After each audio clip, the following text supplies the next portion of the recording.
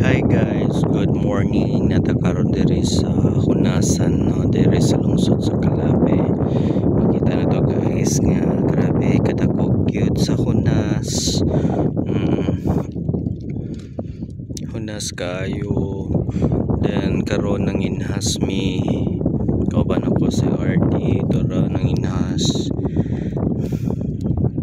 Na dito nga side daghan ng inhas pod, then diha nga part daghan pod ang nanginhas guys. So grabe gyud nas kayo. Kumusta ka sila? Daghan pa ka sila kuha? Kay ako kay gamay ra ko kuha guys. Kay dili ko kamao kayo manginas. Si RD dagdagan siya kuha. Kay kamao man si siya manginhas. Unya ako kay di man ko kamao manginhas so gamay ra ang kuha, no? So laban lang gihapon ta. Ngani man ni kinahanglan man jud ta manginhas kay para makasudaan guys. Oo. Yes, makasudaan.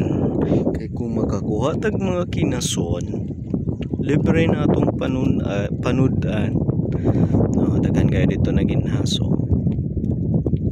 Nag-enjoy kayo sila sa pagpamunit sa mga kinason.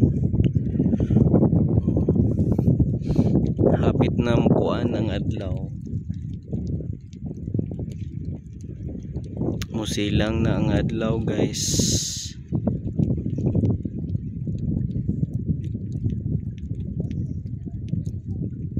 Enjoy lang mo diha guys sa pagpanginhas.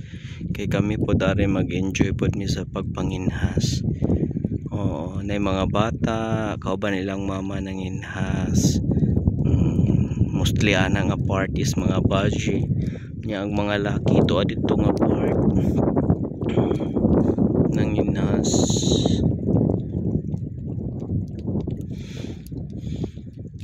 Hangin kayo dere guys sa may Hunasan dere sa Calape.